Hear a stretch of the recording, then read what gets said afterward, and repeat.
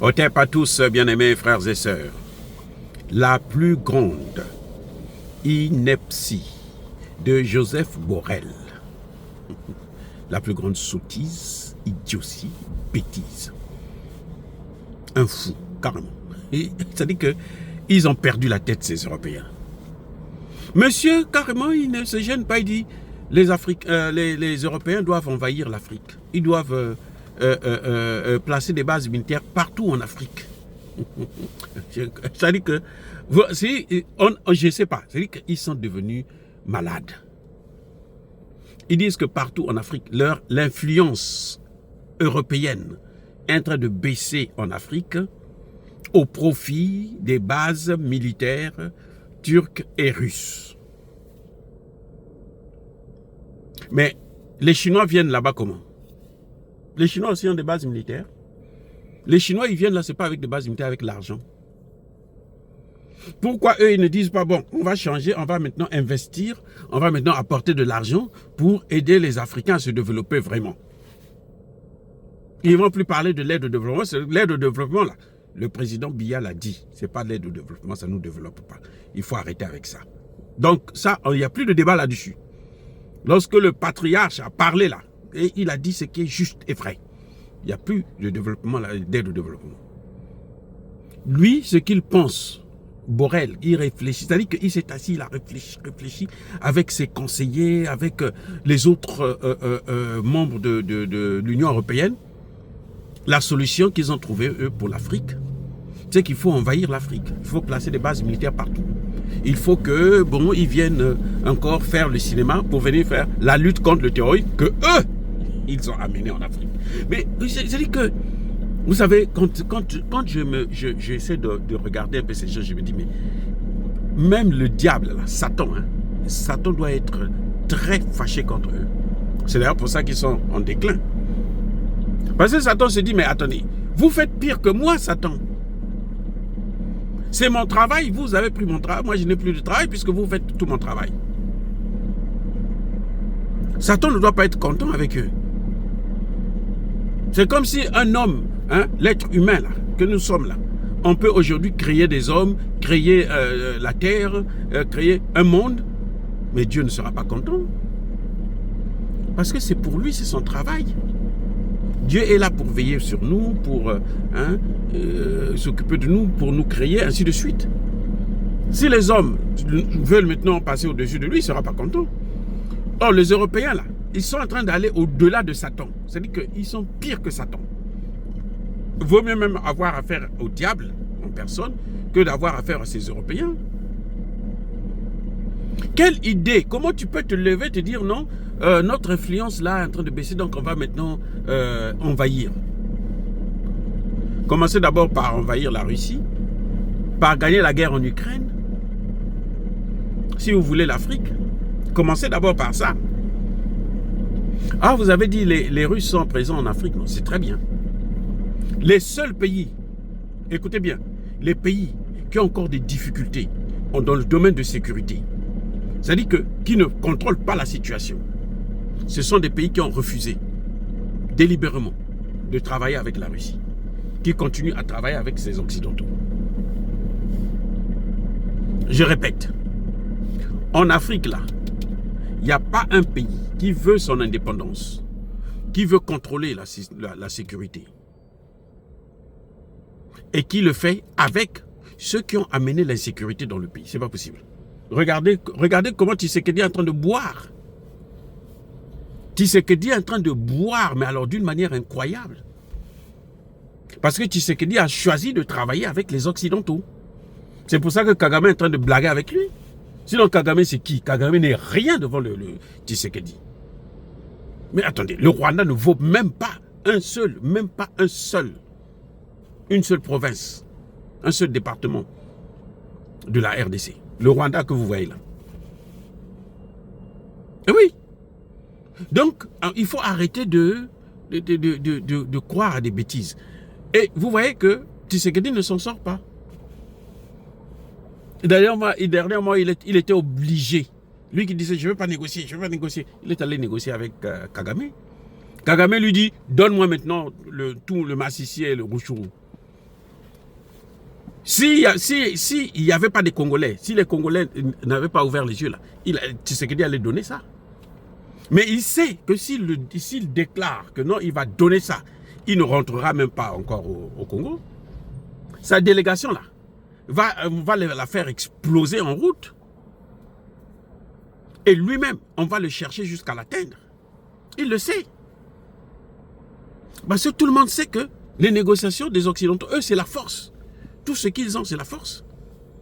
Vous allez me dire qu'il y a encore l'insécurité au Mali. Oui, c'est vrai. Il y a l'insécurité au Mali, il y a l'insécurité au Burkina Faso. Mais c'est contrôlé cette fois-ci. C'est-à-dire que le Mali contrôle l'insécurité.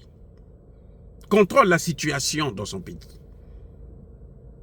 Traoré contrôle la situation au Burkina. Tiani contrôle la situation au Niger. Donc l'insécurité, ce n'est pas une fatalité.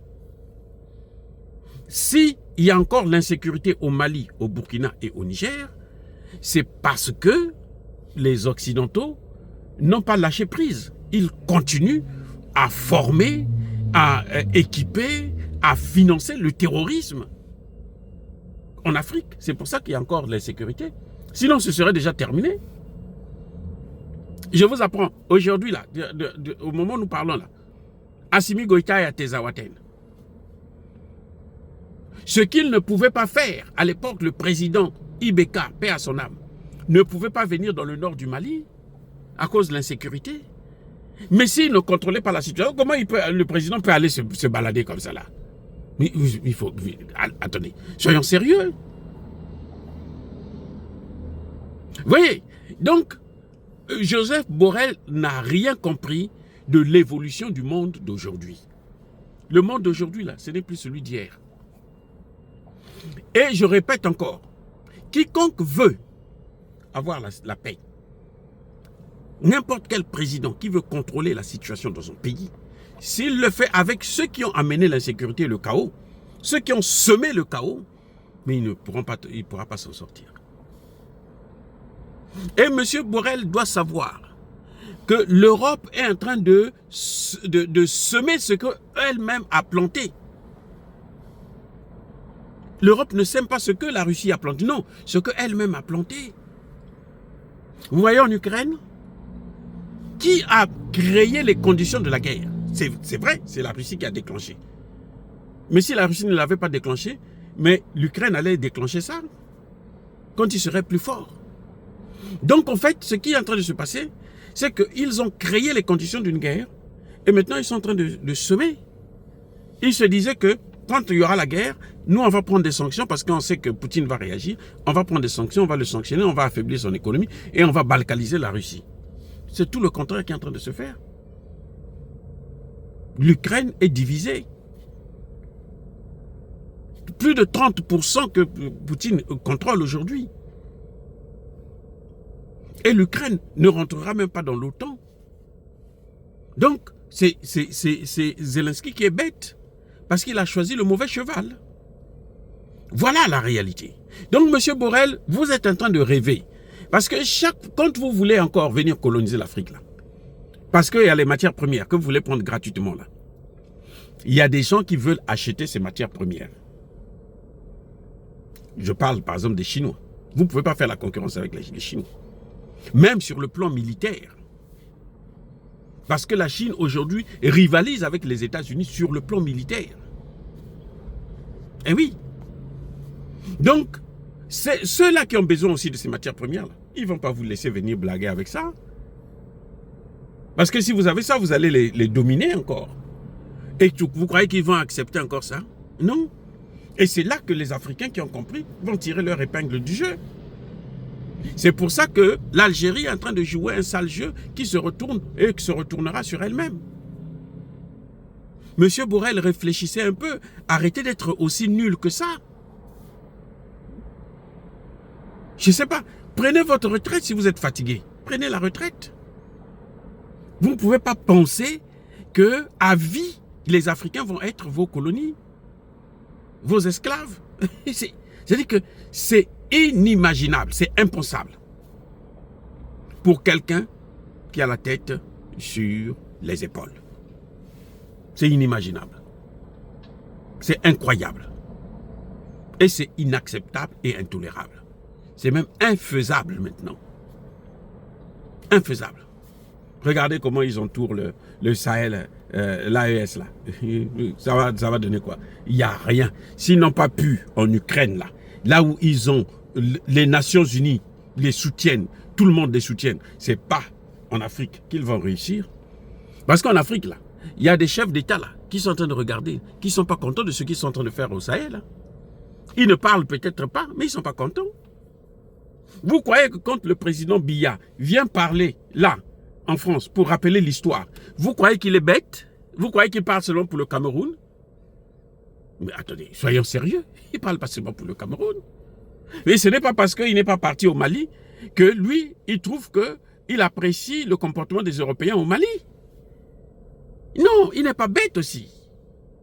Ça dit que c'est impensable de penser que les Africains sont toujours bêtes. Il y a des chefs d'État qui sont ridicules. On le voit, je l'ai cité à plusieurs reprises. Par exemple, Tshisekedi, qui est ridicule, qui sait que c'est la France, c'est les États-Unis qui sont en train de faire ça, détruire son pays, qui veulent balkaniser son pays, et ils continuent à croire en eux pour apporter la paix. Mais ce n'est pas tout le monde. Ce qu'ils sont en train de faire en Afrique, là, hein, lorsqu'ils installent des bases militaires, là, ils les installent avec des chefs d'État, pas avec des populations.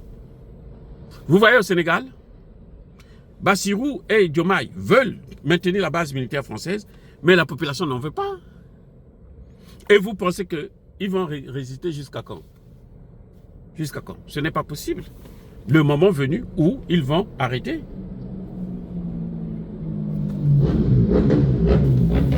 Le moment venu où ils vont arrêter. Donc, vous voyez, bien aimés frères et sœurs, M. Borrell est en train de se planter, comme on dit. Il tape à côté, il est hors sujet. Je ne sais pas s'il est aussi sénile comme celui que nous avons ici aux États-Unis, qui est obligé d'abandonner parce qu'on trouve qu'il ne réfléchit plus, il n'a plus la tête normale. Mais il doit arrêter. Il n'a qu'à aller à la retraite. Il n'a qu'à aller à la retraite. Oui, c'est des gens... Il est là, à le même poste là.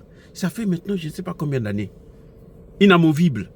Et puis il nous parle de la démocratie. Regardez-moi des voyous comme ça, des imbéciles. Bon, les amis, écoutez, soyez bénis, soyez abondamment bénis par le Dieu des Kémites et par nos ancêtres évangélisés.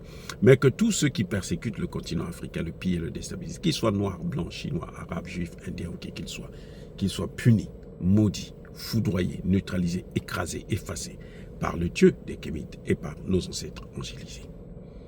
Que Borrell continue de rêver qu'ils peuvent encore installer des bases militaires sur tout le continent africain. Il se trompe largement. Et cette idée-là seulement fera à ce que les Européens quittent tout le continent africain. C'est-à-dire que ce qu'ils vont avoir là, c'est le contraire de ce que Borrell est en train de dire. Ne vous en faites pas. Il y a encore les Ouattara, il y a les Sanko qui sont arrivés, il y a les Doumbouya, il y a les... comment vous l'appelez là, le Gabonais là, Olingi Nguema. Mais croyez-moi, ce ne sont pas les populations. Ça, ce sont des décisions de petites, de hommes de peu d'intelligence, de peu de foi, de peu de connaissances, de leur propre histoire.